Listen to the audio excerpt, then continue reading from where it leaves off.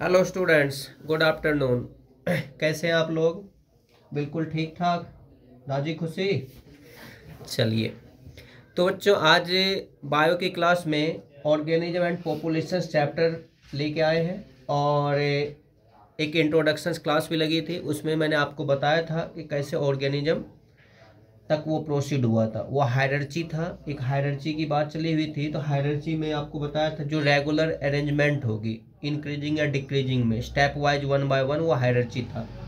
तो हायरार्ची में स्टार्टिंग में था एक फिजिकल हायरार्ची, दूसरा था बायोलॉजिकल हायरार्ची और तीसरा है इकोलॉजिकल हायरार्ची। इकोलॉजिकल हायरार्ची में सबसे पहली बात है ऑर्गेनिज्म। ऑर्गेनिज्म की फॉर्मेशन कैसे हुआ था? तो आपको मैंने बताया था सेल है, सेल से टिश्यू, टिश्यू से ऑर्गन, ऑर्गन से ऑर्गन सिस्टम, ऑर्गन सिस्टम से ऑर्गेनिज्म। अब ऑर्गेनिज्म की हम बात कर रहे हैं बच्चों, तो ऑर्गेनिज्म तो छोटा भी हो सकता है, स्मॉल स्मॉल भी हो सकता है, और बड़ा भी हो सकता है, लार्ज भी हो सकता है। जैसे बात कर रहे हैं बच्चों बैक्टीरिया, जो बैक्टीरिया है वो क्या है? ऑर्गेनिज्म ही है ना। तो बैक्टीरिया माइक्रोस्कोपिक ऑर्गेनिज्म है। और बात कर रहे हैं हम एलिफेंट की, तो एलिफेंट क्या है? लार्ज एनिमल है। तो ये बड़ा भी हो सकता है और छोटा भी हो सकता है। दूसरी बात क्या है कि ये यूनिसेलुलर यूनिसेलुलर भी हो सकता है और मल्टी सेलुलर भी हो सकता है। मल्टी सेलुलर तो मतलब एक सेल की भी बनी हो सकती है और या एक से ज़्यादा सेल की भी बनी हो सकती है। तो यूनिसेलुलर भी है और मल्टी सेलुलर भी है। तो ऑर्गेनिज्म की फर्स्ट कंडीशन है या तो स्मॉल होगा या तो लार्ज होगा। दूसरी बात, या तो यूनिसेलुलर होगी या तो मल्टी सेलुलर होगी।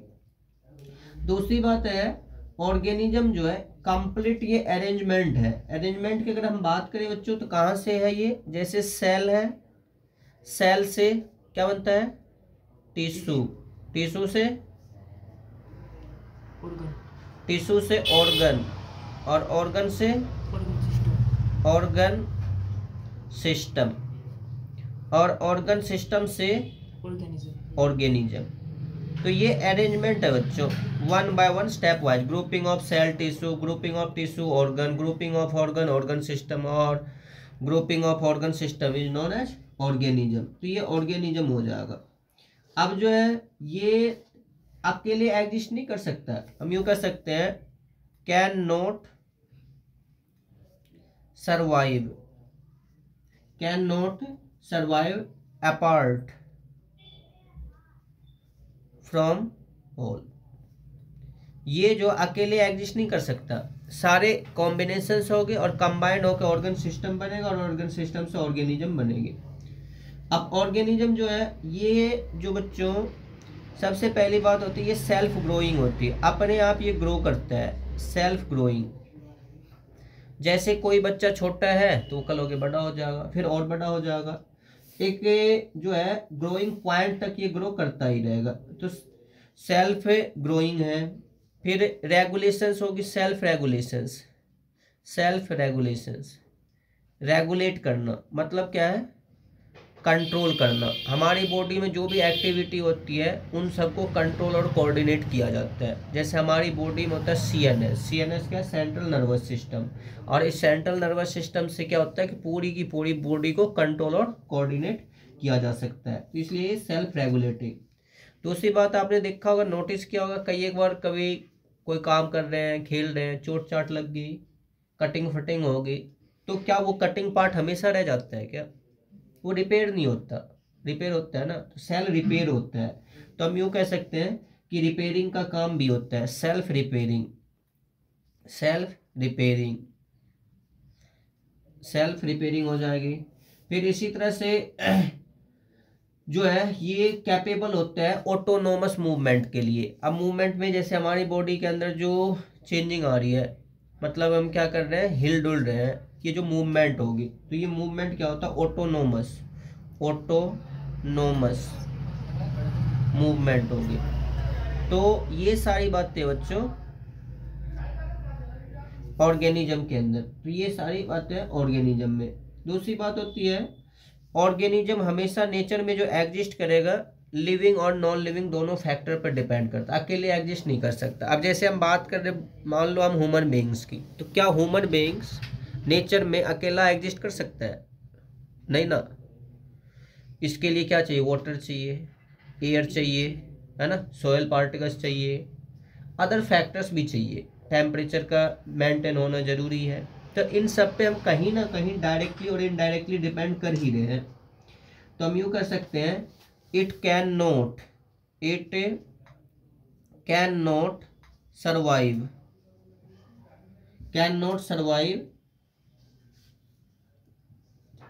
in strict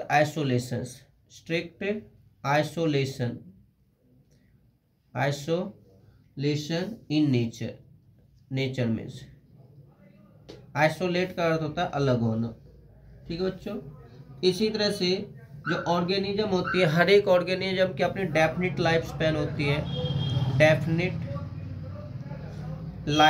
होती है, स्पैन हर एक की फिक्स होती है। जीवन आवर्त लाइफ स्पैन क्या होता है, बर्थ टू नेचुरली डेथ, जो बर्थ से लेके नेचुरली डेथ होगी ना, नेचुरली डेथ जो होगी, इनका जो पीरियड होगा उसी को हम कहते हैं लाइफ स्पैन। अब हर एक की लाइफ स्पैन होती है, जैसे हम बात कर रहे हैं बच्चों ह्यूमन बींग्स की अगर हम बात करें तो एवरेज जो होती है इसकी 65 ईयर्स होती है, 65 ईयर्स होती है एवरेज लाइफ स्पैन। तो अब बर्थ टू डेथ तक की स्टेज है, तो हर एक ऑर्गेनिज्म का एक डेफिनिट ही लाइफ स्पैन होगा। सबसे पहला काम क्या होता है, जैसे मान लो बर्थ टू डेथ, तो बर्थ के बीच में जैसे सबसे पहला काम है बर्थ हुआ, यहाँ से स्टार्टिंग होती है ऑर्गेनिज्म की। बर्थ के बाद फिर क्या होगा, ग्रोथ हो जाएगी, है ना, जैसे छोटा बच्चा है वो बड़ा हो जाएगा, धीरे धीरे बड़ा हो जाएगा।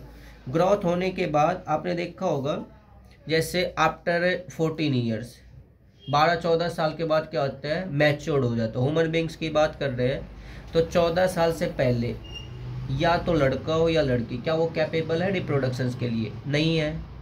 तो वो कैपेबल होने के लिए 14 साल तक की एज जो होती है मैच्योरिटी एज क्या होता है, जिस एज में आके रिप्रोडक्शंस के लिए कैपेबल हो जाए। इट मीन्स जैसे फीमेल है, गर्ल चाइल्ड है, तो ये क्या हो जाएगा, इसमें एग सेल की फॉर्मेशन हो जाएगी, और बॉय चाइल्ड है तो उसमें क्या होगा, स्पर्म की फॉर्मेशन हो जाएगी। तो ये स्टेज जो आ जाएगी वो क्या हो जाएगी, मैच्योरिटी के बाद फिर जो है बाद में आ जाएगी ओल्ड एज बुढ़ापा। फिर ओल्ड एज के बाद लास्ट जो स्टेज होती है वो होती है डेथ, है ना, नेचुरली डेथ। तो डेथ जो ना अल्टीमेटली स्टेज होती है, यूनिवर्सल ट्रूथ होता है, यहाँ पे जो है लाइफ की एंडिंग होती है। स्टार्टिंग पॉइंट तो है बर्थ पे और एंडिंग है डेथ पे, ठीक ना। तो डेथ का होना भी जरूरी है। यदि जब तक किसी ऑर्गेनिज्म की डेथ नहीं होगी तो आने वाले जीवों को चांस कैसे मिलेगा, फिर वो आगे कैसे कामयाब होंगे। तो डेथ का होना भी जरूरी है ताकि नए को जो ना वहाँ पे पोजीशन मिल सके। तो ये है डेथ है बच्चों, एंड है, और ये जो बर्थ है ये क्या है, स्टार्टिंग पॉइंट है ना, स्टार्टिंग हो जाएगी। फिर इनके बाद जो ऑर्गेनिज्म होते हैं, जो भी ऑर्गेनिज्म, अब देखिए हम बात कर रहे पूरी वर्ल्ड की, तो अर्थ सरफेस पे कहीं का टेम्परेचर बहुत ज़्यादा होता है, कहीं का कम होता है ना, कहीं ज़्यादा सर्दियाँ है, कहीं गर्मी ज़्यादा है। जैसे मान लो बच्चों आपने नाम सुना होगा शिमला, हिमाचल, गए भी होंगे शायद, तो वहाँ का टेम्परेचर कम रहता है। तो अब वहाँ पे जो लोग एग्जिस्ट कर रहे हैं अपने आप को, तो वहाँ पे उन्हें ठंड कम लग रही है। लेकिन जो डेजर्ट एरिया में, रेगिस्तानी एरिया में जो आदमी रह रहे हैं, अगर वो एकदम से जाके उस एरिया में रहना शुरू करे तो उनको और बहुत ज़्यादा ठंड लगेगी। रिवर्स में वही शिमला के लोग जाके रेगिस्तान डेजर्ट एरिया में रहना शुरू करें तो उसको बहुत ज़्यादा गर्मी लगेगी। तो इन्वायरमेंट के अकॉर्डिंग हम अपने आप को फुल्ली एडजस्ट करते हैं, और जो ये एडजस्टमेंट होती है इसे क्या बोलते हैं, एडेप्टेशन। तो हम यूँ कह सकते हैं ऑर्गेनिज्म फुल्ली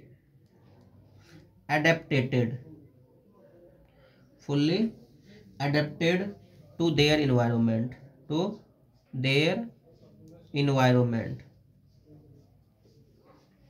environment के अकॉर्डिंग अडेप्ट हो जाएगा, ठीक है। फिर इनके बाद है जो ऑर्गेनिज्म होती है ये इकोलॉजिकल हायरार्ची का बेसिक यूनिट माना जाता है। जैसे इकोलॉजिकल हायरार्ची का स्टार्टिंग स्टेज यहीं से स्टार्ट होती है, तो हम यूँ कह सकते हैं ये basic smallest unit of ecological hierarchy.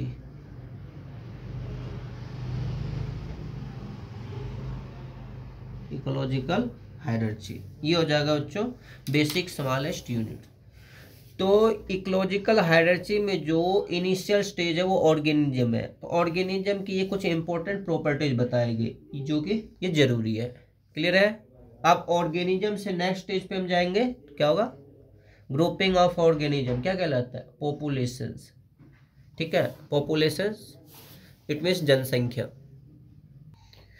अब बच्चों नेक्स्ट हो जाएगा ऑर्गेनिज्म की ग्रुपिंग हो जाएगी ना, तो उसे हम पॉपुलेशंस कहेंगे। तो पॉपुलेशंस हम ये कह सकते हैं group of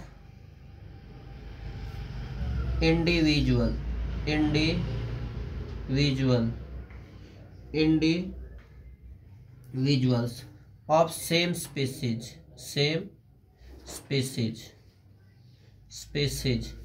in particular area. इसी को हम पॉपुलेशन कहेंगे। पॉपुलेशन बोलते ही बच्चों दिमाग में तो एक ही बात आती होगी, इंडिया नहीं तो चीन, क्योंकि पूरी दुनिया का जो मोस्ट पॉपुलेटेड कंट्री है वो चीन है। दूसरे नंबर पे तो हम भी हैं, इंडिया भी तो हमारा दूसरे नंबर पे।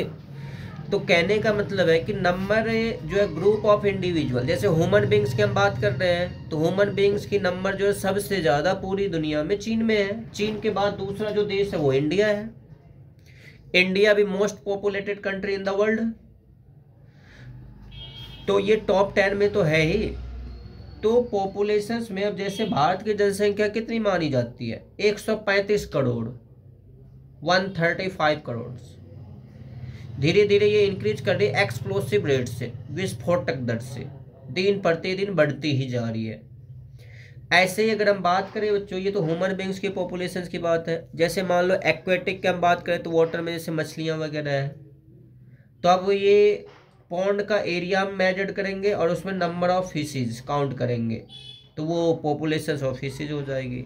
ऐसे ही अदर एक्वेटिक एनिमल्स या अदर टेरेस्ट्रियल एनिमल्स जो अर्थ सरफेस पे रह रहा है, तो इन सब को हम क्या कह देंगे बच्चों? पॉपुलेशंस कह देंगे। तो पॉपुलेशंस क्या है? जैसे मान लो सपोज कोई मेंढक है, फ्रॉग का जूलॉजिकल नेम क्या होता है? राना टिग्रिना।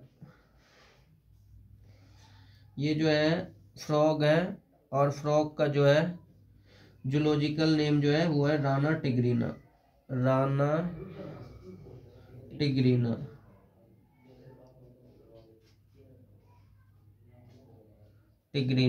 ठीक। ह्यूमन बींग्स का क्या नाम है बताओ लो? Homo sapiens. Very good, Homo sapiens.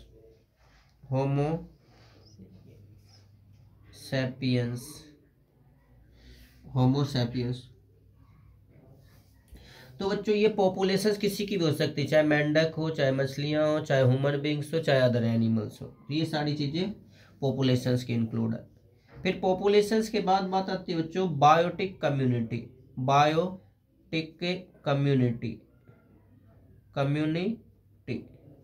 अब बायोटिक वर्ड आते ही इसमें क्या होगा? लिविंग थिंग्स की ग्रुपिंग होगी, तो ये बायोटिक कम्युनिटी में है। तो हम यूँ कह सकते हैं पर्टिकुलर एरिया होगी, उसमें जो होगी सेम भी हो सकता है और डिफरेंट भी हो सकता है। ये सारे बायोटिक कम्युनिटी के तहत आ जाएगा। बायोटिक कम्युनिटी में जैसे ह्यूमन बींग्स है, कॉ है, बफेलो है, डॉग है, एलिफेंट है, ये सारे के सारे बायोटिक कम्युनिटी है। इसमें जो है बच्चों 3 टाइप की बायोटिक कम्युनिटी होगी। एक तो हो जाएगी प्लांट्स, दूसरी बात हो जाएगी एनिमल्स, और तीसरी बात हो जाएगी माइक्रोस्कोपिक ऑर्गेनिज्म। अब प्लांट्स में जो ये पेड़ पौधे हैं ये सारे आ जाएंगे, प्लांट कम्युनिटी हो जाएगी। एनिमल, सारे एनिमल कम्युनिटी। माइक्रोबियल ऑर्गेनिज्म, जो बैक्टीरिया, वायरस, अलगी, फंगी वगैरह, लाइकन वगैरह है, ये सारे के सारे क्या हो जाएंगे, माइक्रोस्कोपिक ऑर्गेनिज्म में आ जाएगा, तो माइक्रोस्कोपिक कम्युनिटी हो जाएगा। जैसे populations of earthworm, insect, lizard, birds, ये सारे के सारे क्या हो जाएंगे बच्चों, एनिमल कम्युनिटी हो जाएगी। फिर बात आती है हर्ब, सर्ब, क्लाइंबर, ट्री, ये सारे प्लांट कम्युनिटी है। बैक्टीरिया, वायरस, फंगी, अलगी, लाइकन, ये माइक्रो ऑर्गेनिज्म हो जाएगा। तो ये सारे के सारे क्या हो जाएंगे, बायोटिक कम्युनिटी, इसी को हम कहेंगे बायोटिक कम्युनिटी। तीनों क्लियर है, प्लांट्स, एनिमल्स और माइक्रोस्कोपिक ऑर्गेनिज्म। इनके बाद है बच्चों इकोसिस्टम। अब इकोसिस्टम की हम बात करें तो क्या होगा, जिसमें ये तो बायोटिक की मीनिंग थी लिविंग थिंग्स, है ना, लिविंग थिंग्स, और इकोसिस्टम में living things and non living things, दोनों, living things and non living things, non living things दोनों, सजीव और निर्जीव दोनों आ जाएगा, तो ये इकोसिस्टम होगा। तो इकोसिस्टम में लिविंग में मान लो कि पेड़, लिविंग में क्या आ जाएगा, गाय, भैंस, कुत्ता, घोड़ा, हाथी, बिल्ली, पेड़ पौधे सारे। नॉन लिविंग में जैसे वाटर है और एयर है, सॉयल पार्टिकल्स हैं, तो ये सारे जो कॉम्बिनेशंस होंगे इसको इकोसिस्टम कह देंगे। यदि हम अर्थ सरफेस की बात कर रहे हैं बच्चों, तो ये क्या हो जाएगा, टेरेस्ट्रियल हो जाएगा, टेरेस्ट्रियल, टेरेस्ट्रियल। वाटर की बात हो जाए तो वाटर के लिए हम क्या कहेंगे, एक्वेटिक कहेंगे, एक्वेटिक, ठीक है। ऐसे ही मान लो कि एयर है, फिर ETC एटसेट्रा, तो ये सब इकोसिस्टम है। जैसे तालाब में एक्वेटिक इकोसिस्टम हो जाएगा, है ना। तो इकोसिस्टम में लिविंग और नॉन लिविंग दोनों के बीच का इंटरएक्शन होगा, यही इकोसिस्टम कहलाएगा, बायोटिक कम्युनिटी में। अब इनके बाद है बच्चों बायोम, बायोम्स। अब बायोम्स में क्या हो जाएगा, लार्ज इकोसिस्टम जो होगा ना, very large, very large ecosystem, very large ecosystem जो होगा उसी को हम क्या कह देंगे, बायोम्स, यही हो जाएगा बायोम्स। तो हम यूँ कह सकते हैं कि वेरिएशन जो होती है, वेरिएशन जो होगी ऑर्गेनिज्म में, वो किसके हिसाब से होती है, तो इन्वायरमेंट के अकॉर्डिंग। आप देखो हर एक ऑर्गेनिज्म की एडेप्टेशंस अलग अलग होती है।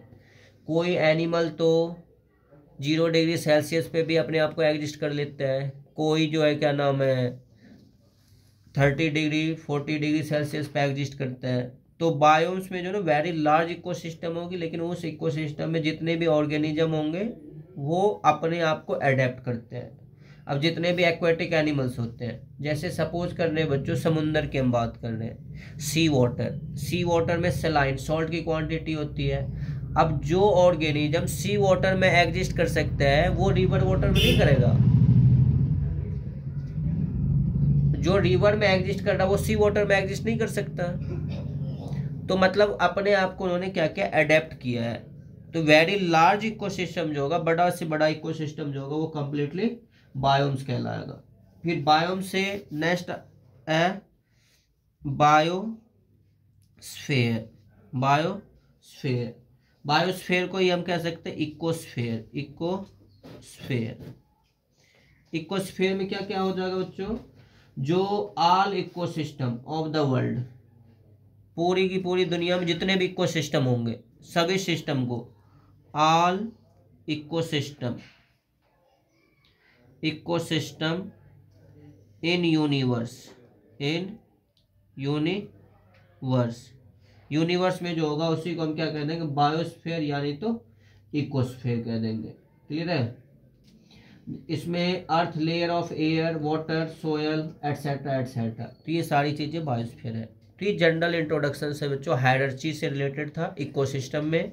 इकोसिस्टम में पहले मैंने आपको बताया ऑर्गेनिज्म, फिर पॉपुलेशंस, फिर बायोटिक कम्युनिटी, फिर इकोसिस्टम, फिर इकोसिस्टम में बायोम, बायोम से बायोस्फीयर या इकोस्फीयर हो जाएगा।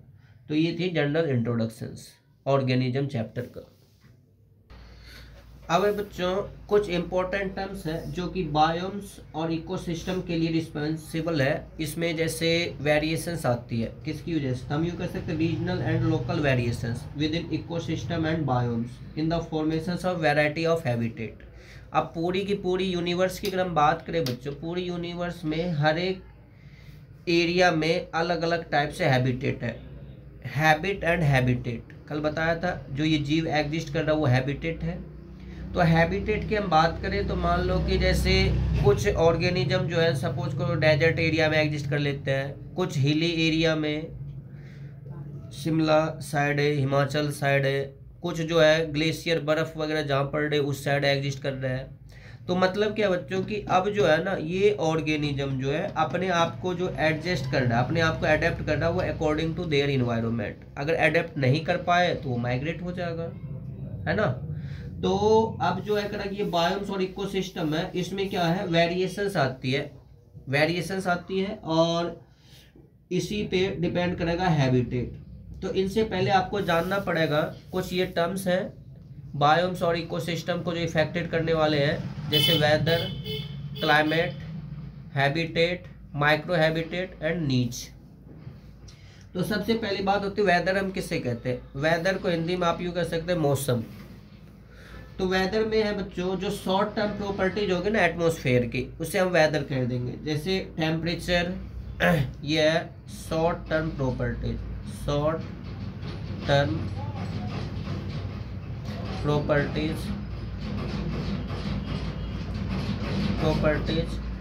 Of atmosphere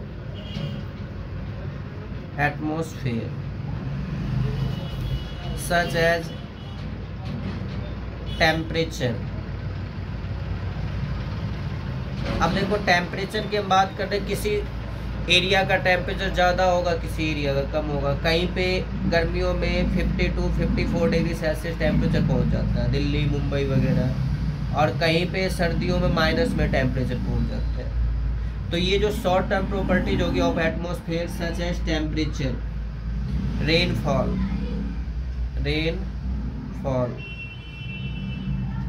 pressure,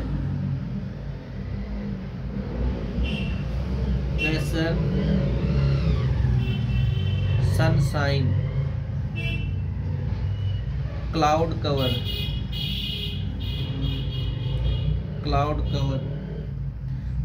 wind, ETC etcetera. ये सारी चीजें जो है बच्चों ये क्या है? वेदर है। और वेदर जो है ये जो चेंज होता है ना, ये आवरली, घंटों में भी चेंज हो सकता है, डेली या वीकली। हम यूँ कह सकते हैं इट रिफ्लेक्ट्स आवरली। एक घंटे में अभी जैसे धूप निकल रही है, एक घंटे बाद क्या पता बारिश होने लग जाए, क्या पता एक घंटे बाद ज़्यादा ठंड हो जाए, तो आवरली भी चेंज हो जाएगी वेदर। फिर इनके बाद डेली भी हो सकती है, जैसे आज तेज आंधी तूफान है, कल बारिश होगी, परसों तेज धूप हो जाएगी, तो डेली भी हो सकता है। या वीकली भी हो जाता है, वीकली चेंज, ये सारी चीजें हो सकती है। वेदर जो है प्लेस टू प्लेस चेंज होता रहता है। हम यूँ कह सकते हैं varies from place to place, place to place change होता रहता है एट द सेम टाइम, एक ही टाइम में। मान लो कि यहाँ पे अभी ठंड है, क्या पता दूसरी कंट्री में या दूसरे स्टेट में वहाँ थोड़ी ठंड कम हो, वहाँ तेज धूप हो, सेम टाइम में हो गया ना। तो इस तरह से ये सारी चीजें होगी बच्चों weather.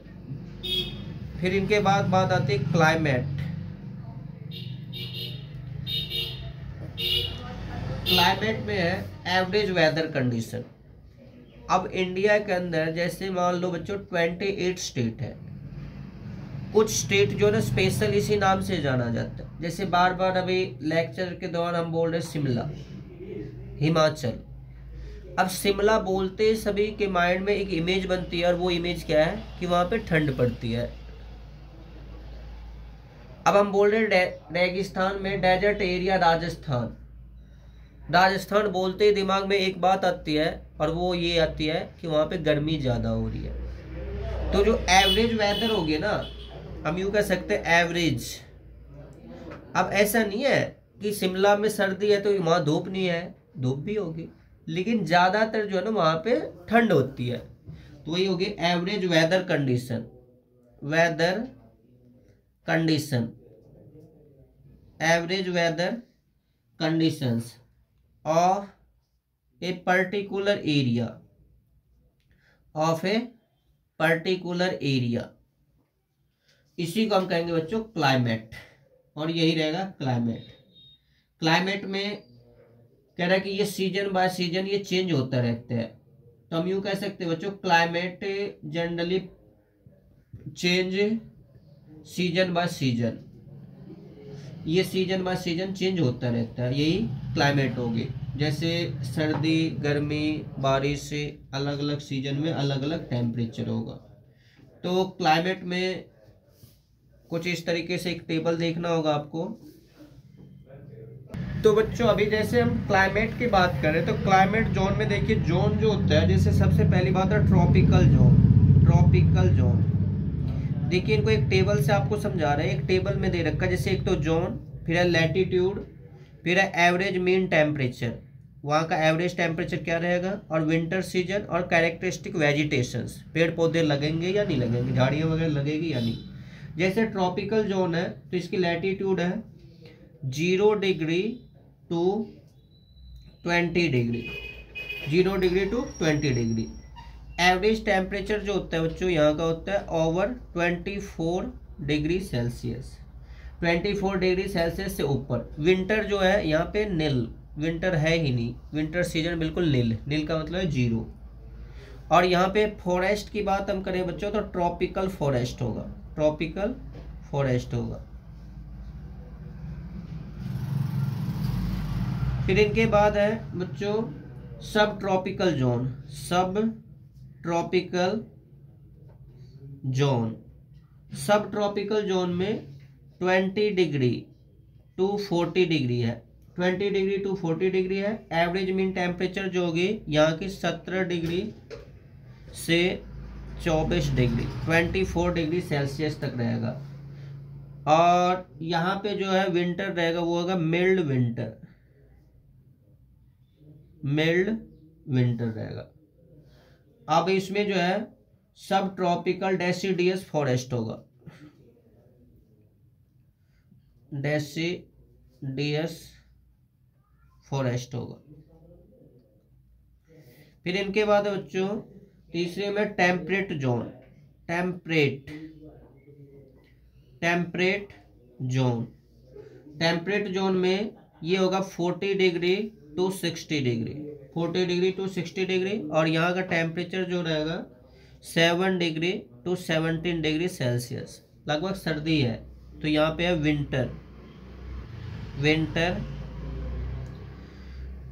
With occasion snow, snow भी फॉल होता है यहाँ पे। और यहाँ पे है कॉनिफेरस फॉरेस्ट, मिक्स्ड